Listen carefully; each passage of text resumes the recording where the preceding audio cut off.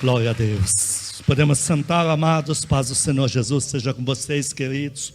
Mesmo em meio às reformas, esta semana vão mudar um pouco a posição das cadeiras. De lá vão poder olhar melhor para cá, etc. E a reforma vai demorar um pouco, mas vocês já estão confortáveis pelo menos. Glória a Deus. Senhor, meu Deus e Pai, fala conosco na Tua Palavra, regenera as nossas vidas, transforma as nossas mentes no poder, na unção, na autoridade da Palavra, da Tua Palavra. Declara as mentes cativas à Palavra de Deus em nome de Jesus. Amém. Como é já do conhecimento da maioria, o título da palavra de hoje é jamais perder o espírito de posse. Queridos, tem que tomar muito cuidado com esse pensamento, esse raciocínio aí. A vida inteira foi assim, então vai continuar assim. Não, toma cuidado com esse pensamento, não vai continuar assim. Você não ter experimentado um milagre até agora não significa que não vai ter nenhum. Mas até agora não vi nada. Deixa eu te falar algo. O fruto inicial, isso você não pode esquecer. O fruto inicial das tuas orações, você não vê. Porque isso é igual às raízes das árvores. Elas estão na terra, estão proliferando, mas você ainda não viu. Mas por que elas estão proliferando? Porque alguém está regando com água viva. Assim são as nossas orações. A princípio, são raízes de árvores que estão na terra.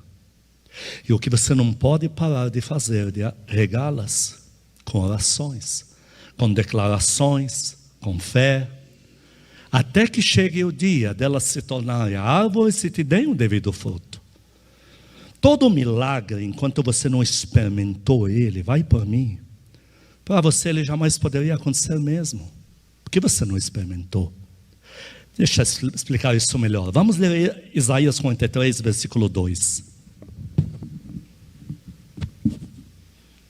Nós vamos ver aqui 3 tipos. Deus indica 3 milagres aqui. 2 vividos, 1 não até aquele dia. Isaías 43, versículo 2: quando passares pelas águas, eu serei contigo. Quando pelos rios, esses aí não vão te submergir. Quando passares pelo fogo, não te queimarás, a chama não arderá em ti. Veja bem, pelas águas, quando esse versículo foi escrito, já tinha se cumprido, lá no Mar Vermelho. Chegaram no mar, o Senhor foi na frente deles e o mar se abriu.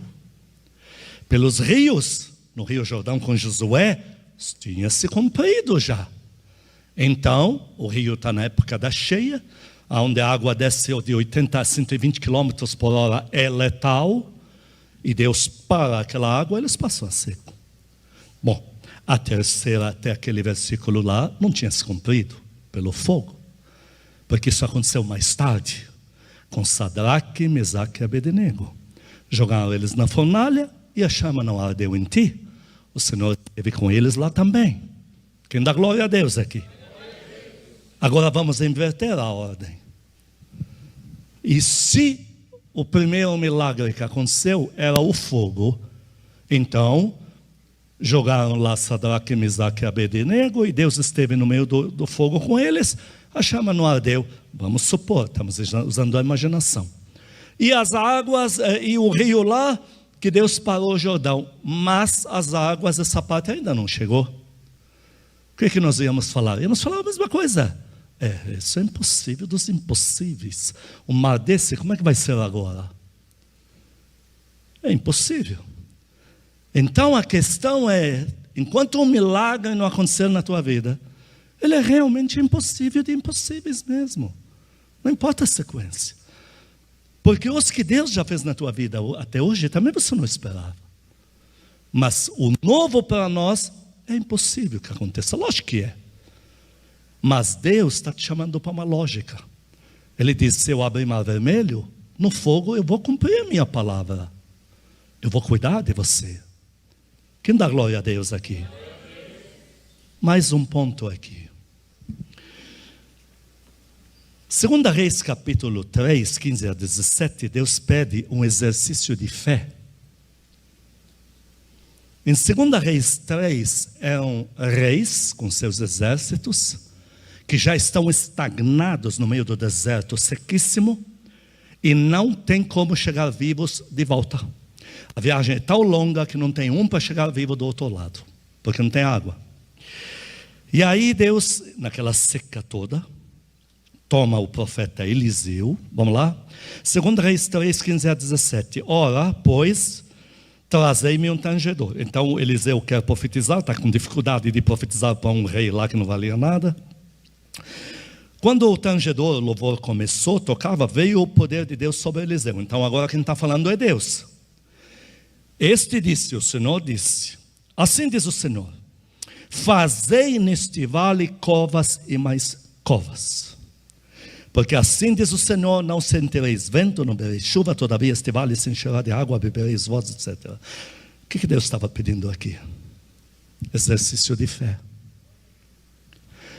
Cada buraco a mais que eles já com sede, muita sede, escavavam, era mais uma prova de fé e de confiança cega no que Deus falou. Cada buraco que eles abriam a mais uma vez eles estão participando ativamente do seu próprio milagre que Deus dará. É a mesma coisa para nós. Eles fizeram muitos buracos e a chuva veio mesmo, a água veio. Você precisa regar, estar ativa, participar do teu milagre. E entender que ele é milagre, ele é muito para a tua cabeça. Mesmo que Deus tenha feito 50 até agora, os próximos 3, na tua cabeça não são digestíveis, não dá para entender, é milagre. Toda vez que Deus me fala de algo novo que Ele vai fazer, eu já fico na minha imaginação, mas como será? Eu não falo, mas Ele já fez todos aqueles, eu já sei como será. Não, eu já sei como será, não sei, porque é coisa nova. Mas o mesmo que fez aqueles também que eram impossíveis. Hoje eu estava em cima da moto vindo para cá. Estava agradecendo a Deus tudo que Ele já fez na minha vida, tudo que Ele vai fazer agora. Estou numa fase aí que estou aparentemente estagnado, com um cara me pedindo 6 milhões de reais, dozinha de mim. Me põe lá um processo, ele quer decidir. É umas baboseiras. Eu fico pensando, como é que Deus vai fazer? Eu já sei que Ele vai fazer. Mas não me pergunte como, porque eu nunca passei por isso antes.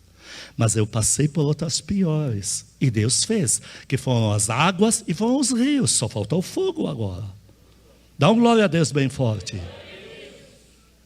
Agora você não pode jamais ceder na tua fé. Em 2 Samuel capítulo 23, vamos ler o 11 e o 12 a respeito de tal de Sama. Era um dos valentes de Davi.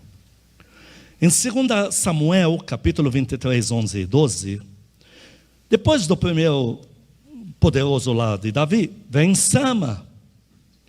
Quando os filisteus se ajuntaram em Lei, onde havia um pedaço de terra cheio de lentilhas. Não estamos falando de um pedaço de terra. Não estamos nos referindo a um campo, nem a uma cidade, a uma plantação de uma cidade. Um pedaço de terra, cheio de lentilhas. E o povo fugia de diante dos filisteus. Pôs-se Sama no meio daquele terreno e o defendeu. Feriu os filisteus e o Senhor aprovou 100% a atitude dele, efetuou grande livramento. Deixa eu te falar algo. Enquanto esse homem se planta num pedaço do nada e de nada, um terreninho de nada, alguém plantou aí algo doméstico e ele se põe no meio. Quantos de nós não diríamos, Sama, sai daí, rapaz, o que você está fazendo aí? Você vai arriscar a tua vida por umas lentilhas dessa? A gente planta lá embaixo. E Deus teria nos repreendido. Porque o Espírito Santo estava movendo Sama a não ceder. Porque Satanás não estava de olho naquele pedaço. Porque pelo número de filisteus, aquele pedaço de lentilhas não serve para nada para o número deles. Satanás não estava interessado no tamanho daquele terreninho ali. Ele estava interessado em quebrar teu espírito de tomar posse. Ele quer quebrar isso.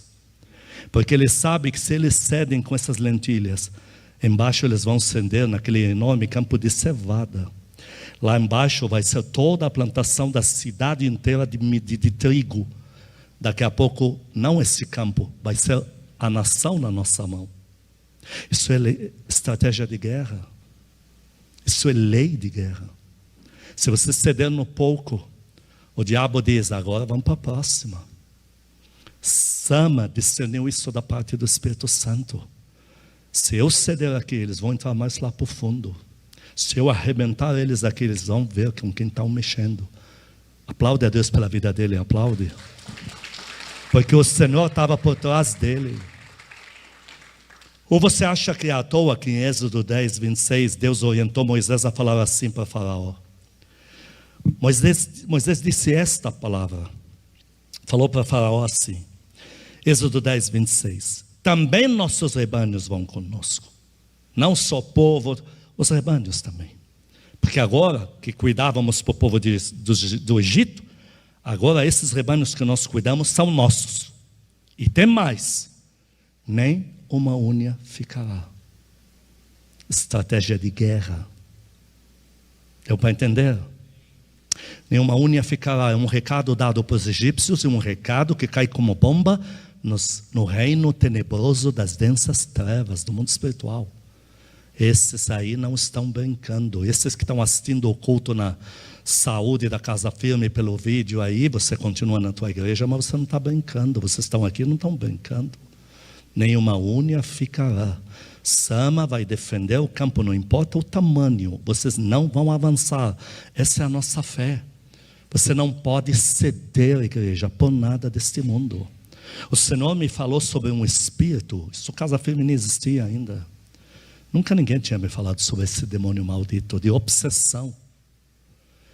Ele me disse, você nunca poderá retroceder 1 centímetro na tua vida, em todas as ordens que eu te dou e em tudo que me pede.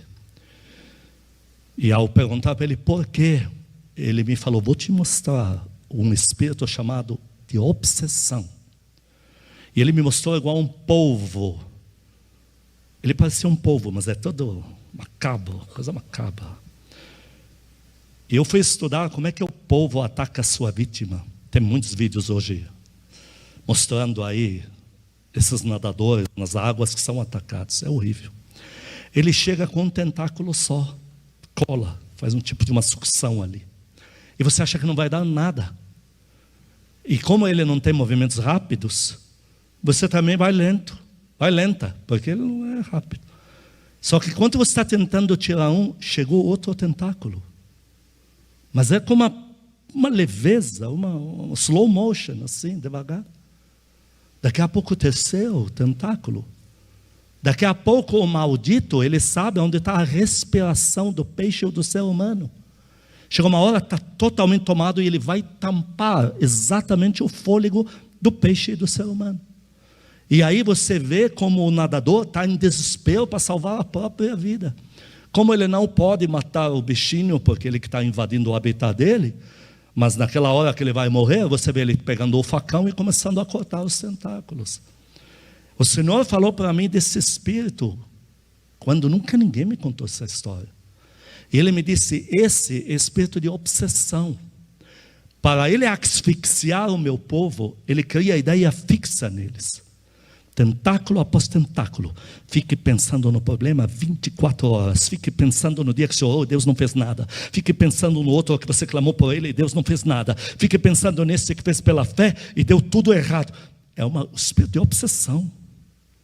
Porque ele trabalha ao contrário da tua fé. O que é a fé? Obsessão por aquilo que Deus fala.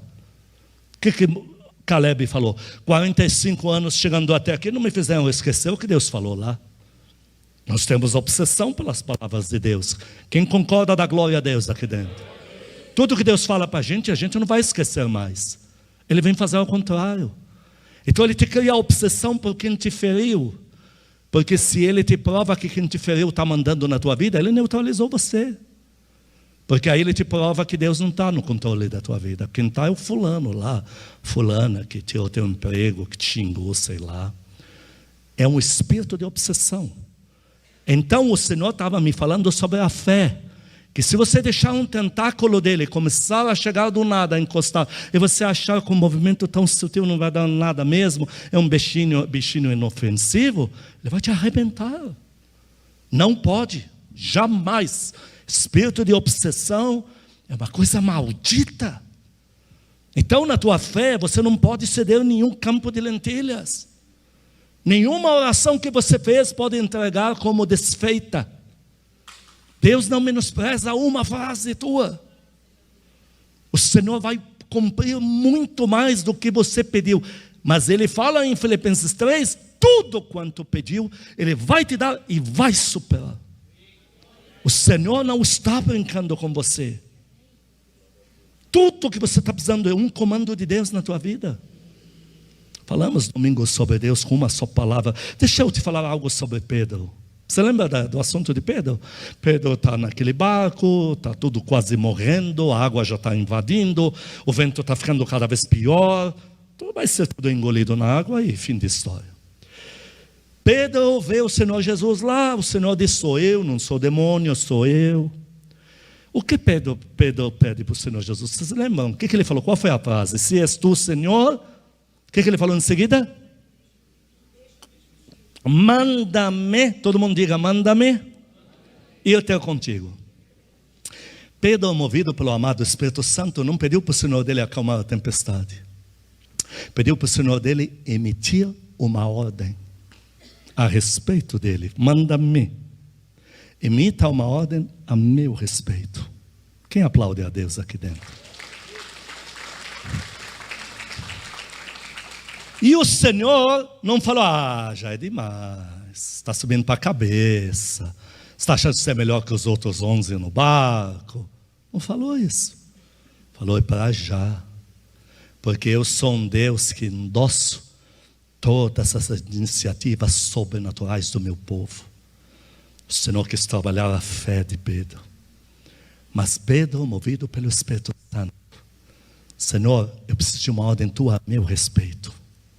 A mesma coisa para você. Orar, orar, orar, pedindo para o Senhor liberar algo a respeito de você. O espírito de obsessão quer te conduzir ao contrário. Porque ele quer te asfixiar para você chegar à conclusão que não adianta Deus falar mais, porque tudo que já falou lá atrás já não deu em nada mesmo. Ele quer inverter o processo. Ele quer ter certeza que você não acredita mais no que Deus diz. Ele quer te mostrar um Deus que blefa que mente, que está todo quebrado, falido e dá um jeitinho brasileiro para segurar você na igreja. Isso, você está debaixo de um ataque de espírito de obsessão. É o povo maldito. Quando você sacode isso e você fala uma promessa de Deus para a nação, e eu, Sama, sou o responsável por essa promessa aqui, dou a minha vida por ela, Deus te honra. Deixa eu te falar algo aqui muito importante. Quando o diabo te perturba, ele quer que você não entenda o método de trabalhar de Deus. Deus quer fazer na tua vida milagres completos, duráveis e transformadores. Deu para entender? Ele quer te socorrer, sim, Ele quer te socorrer. Mas Ele quer fazer muito mais do que isso. Ele quer tirar você de todos os marasmos.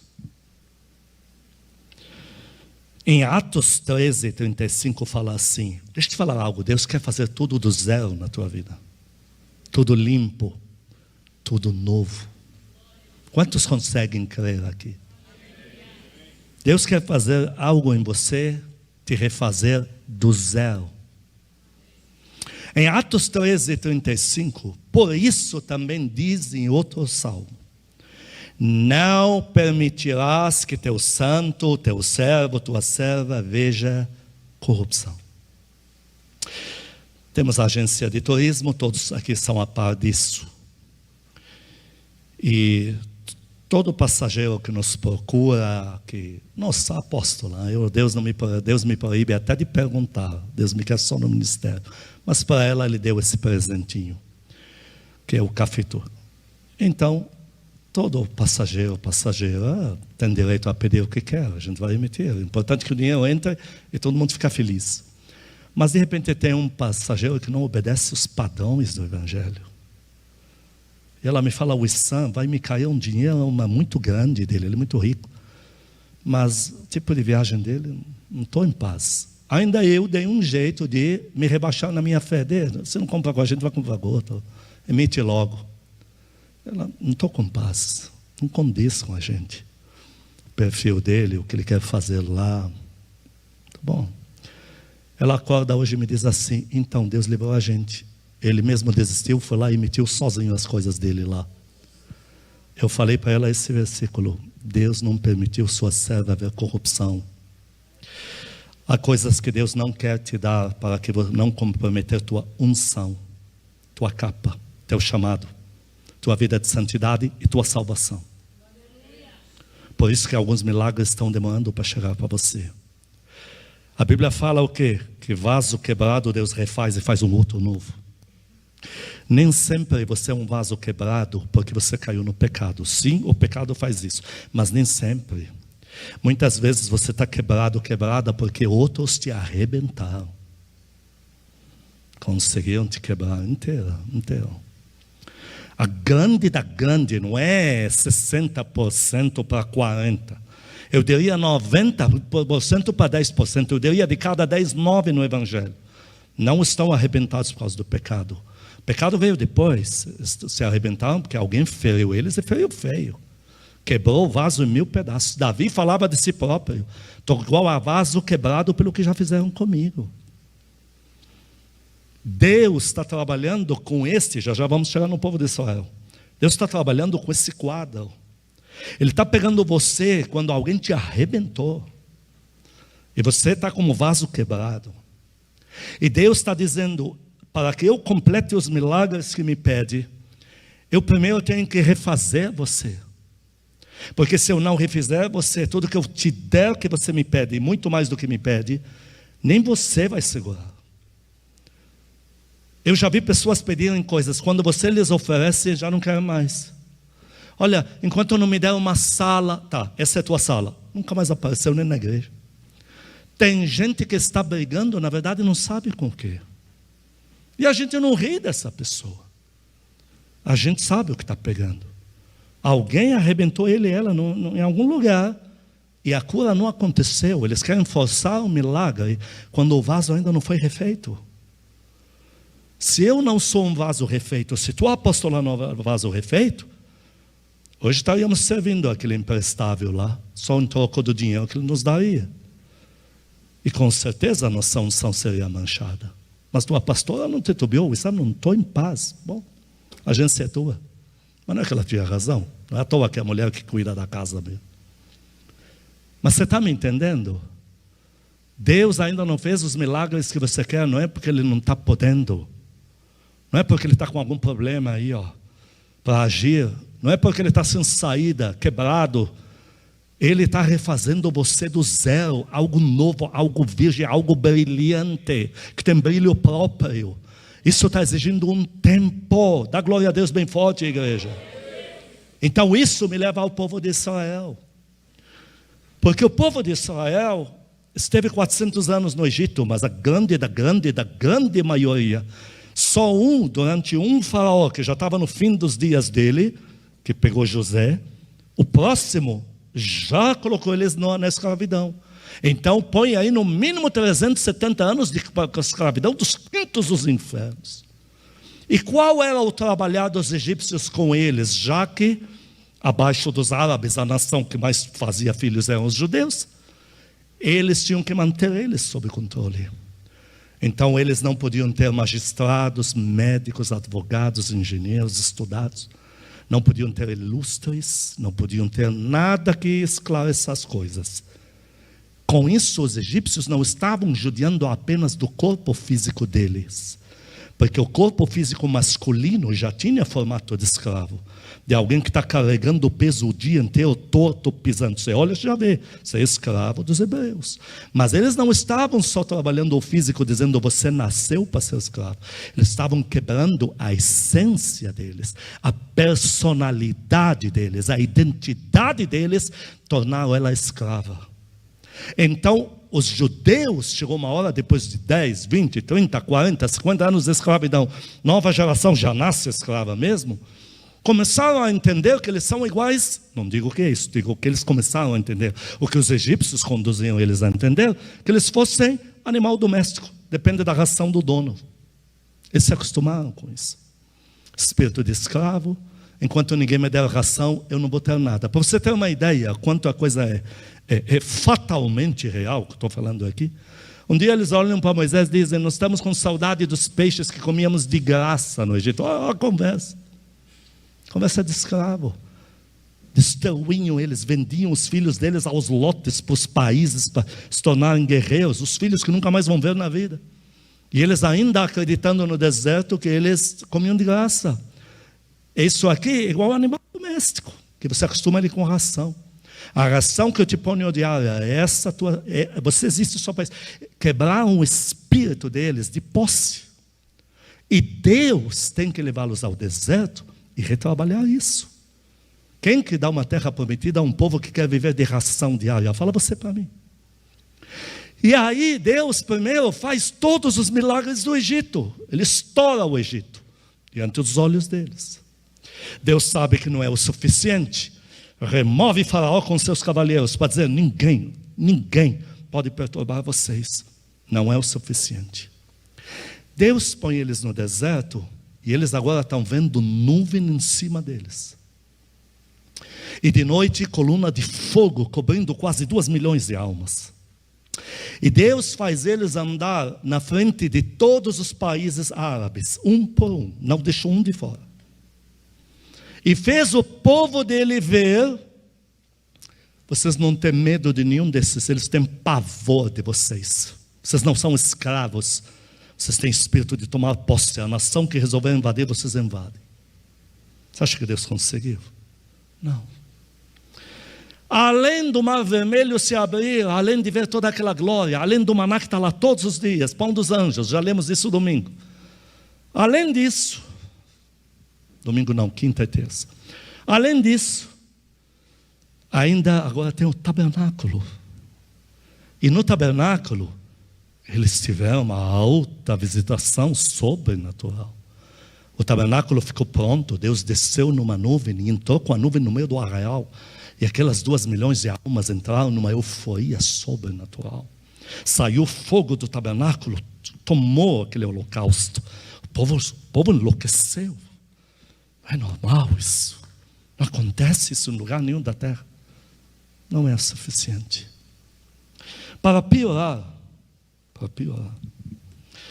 olha a frase que se fala aqui.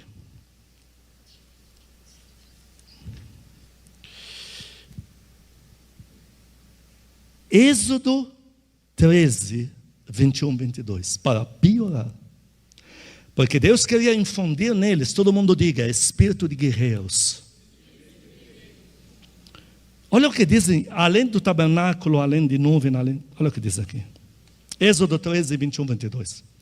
O Senhor ia adiante deles. O Senhor presente no meio deles, durante 40 anos. Durante o dia numa coluna de nuvem para os guiar pelo caminho. Durante a noite o Senhor no meio deles estava personalizado em coluna de fogo para iluminar. 22, nunca se apartou do povo o Senhor por meio da nuvem e da coluna de fogo. E mesmo assim, o que eles falaram em Números 14, versículo 4 mesmo? Eu vou ler para você. E diziam uns aos outros, o Senhor pessoalmente no meio deles, diziam uns aos outros, levantemos um capitão e voltemos para onde mesmo? Ao Egito, ser escravos. Não dá para entrar na terra prometida, não dá. Então é melhor a gente voltar a ser escravo. 40 anos, 30 anos, 2 anos depois de sair do Egito ao ver a terra prometida. Foi 2 anos depois que saíram do Egito. Quer dizer, do primeiro ano para o segundo já viram a terra prometida. Tudo na euforia. Não, melhor voltar para o Egito. Melhor voltar a ser escravo. Aí quem lê a história final deles diz, esse Deus que promete e não faz, como é que posso confiar nele? Não, leia a história por completo. Deus batizou eles. Ele limpou o vaso e revestiu de poder. Em 1 Coríntios 10, versículo 2, fala sobre isso. Falando daquele povo de Israel que saiu do Egito, 1 Coríntios 10, versículo 2, o apóstolo movido pelo Espírito Santo pede para a gente considerar que eles tendo sido todos, sem exceção, os 2 milhões, todos, batizados, assim na nuvem como no mar. Sabe o que é batismo? Lavagem, regeneração. Quando eles passaram pelo Mar Vermelho, foram batizados nas águas. Seu corpo se fez novo, todo o passado foi apagado, não pode mais tocar neles. Batismo de nuvem, batismo de poder, nenhuma nação aguenta vocês. Com tudo isso, eles dizem, melhor voltar para o Egito. Satanás tentou usar alguém para quebrar você, como quebrou eles. E você não pode transferir isso para o campo das raízes das árvores do teu plantio, das tuas colheitas.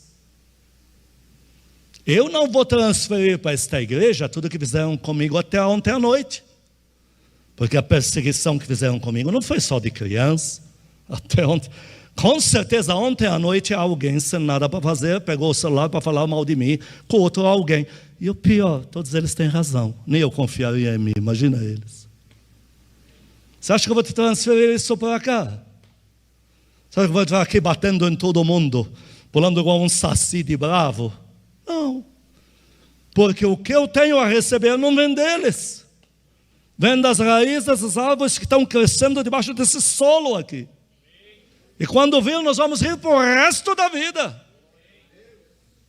O Senhor está te falando, me deixe terminar o trabalho que comecei na tua vida. E você não pode bloquear o processo, não pode abortar. Continue a orar, continue a declarar, continue a se santificar, continue a permanecer, continue a prestar atenção na palavra, continue a ouvir louvores, continue a chamar a existência na terra, tudo o que você espera de mim, porque vou te dar esse tudo e muito mais te darei.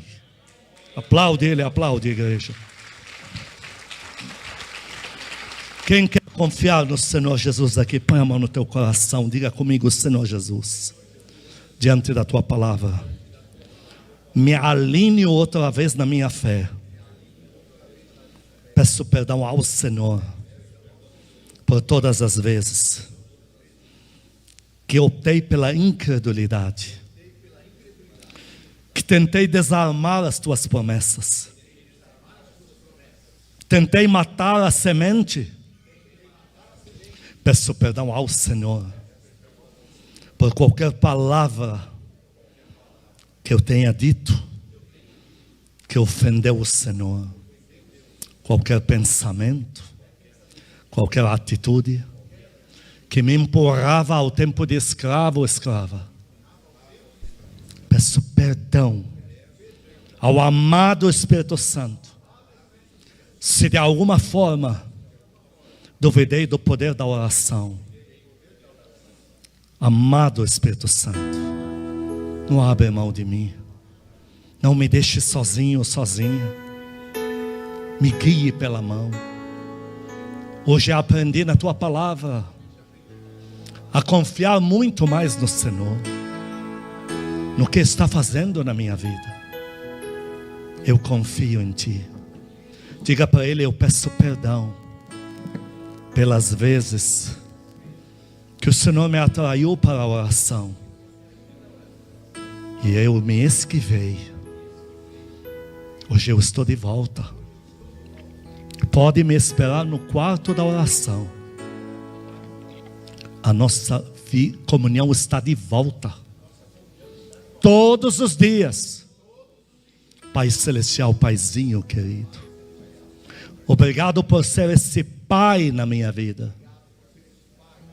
que tem caminhado comigo no deserto e não abriu mão de mim até aqui.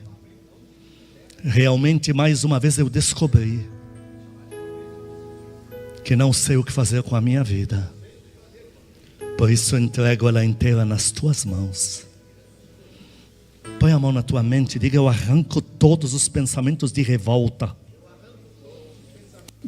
de meninice, de falta de entendimento, de incredulidade. Consagro a minha mente inteira à palavra de Deus. A partir de hoje, todos os meus pensamentos são voltados para tomar posse das minhas colheitas em Deus. Põe a mão no teu coração, diga comigo: meu coração não é fundo de quintal de incertezas. Toda a minha vida, meu coração, tudo isso é baú de promessas. Vão se cumprir todas, uma a uma, porque o meu Senhor não falhará. Eu e a minha casa serviremos ao Senhor. Amém. Sim, Espírito amado, pedimos perdão, Pai, quando somos tão infantis, quando somos tão nécios, como diz em Isaías 1, até o camelo conhece seu possuidor, mas meu povo não me conhece. Pedimos perdão, Pai, quando temos pensamentos tão ridículos perante um Deus tão fiel, tão soberano. Tua essência, meu Pai, de ser soberano, de ser santo, fiel, nos alinha outra vez nas tuas promessas, Pai querido. Tua palavra nos colocou nos trilhos de volta. Ora, povo do Senhor, por 1 minuto, 60 segundos, aplique a pregação que acaba de ouvir em oração. Vou me calar, vou te dar esse tempo.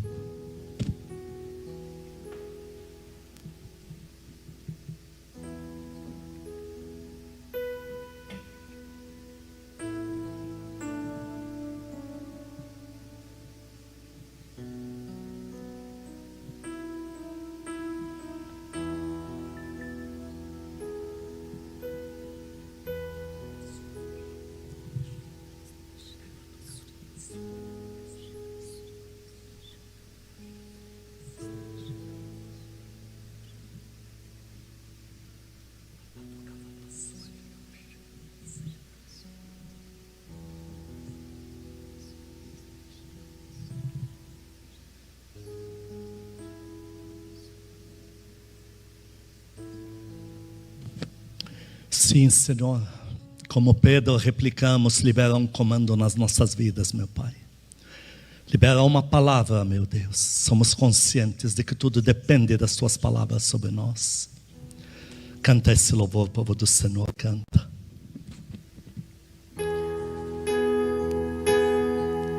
Tu reina,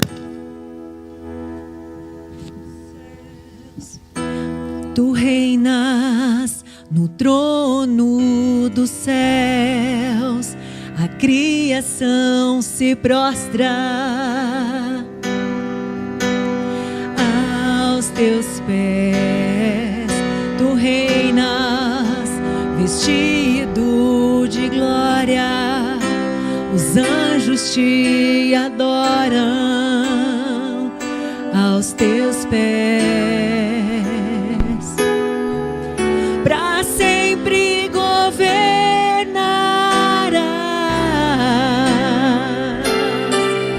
teu reino não passará. Ó Santo Deus, fico maravilhado. Tu és muito mais do que eu possa expressar.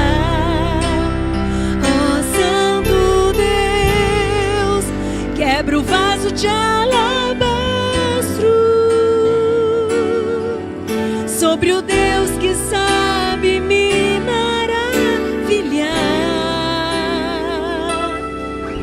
Tu és totalmente amável, tesouro desejável que eu procuro.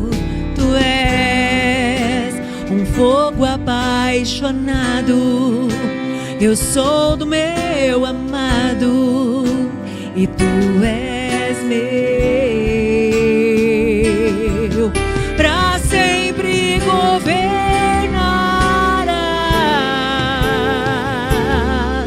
teu reino não passará. Ó Santo Deus, fico maravilhado. Tu és muito mais do que eu possa expressar. Ó Santo Deus, quebra o vaso de alabastro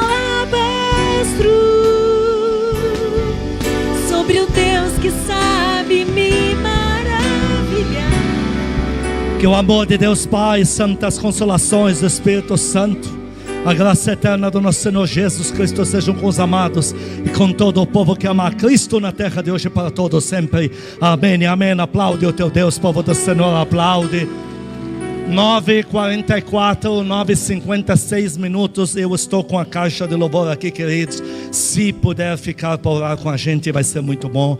Vou dar tempo máximo de oração, 12 minutos, não passa disso. Eu prometi para os bebês, pode ver, que o púlpito ia ficar grande para vocês dançarem. Cadê os...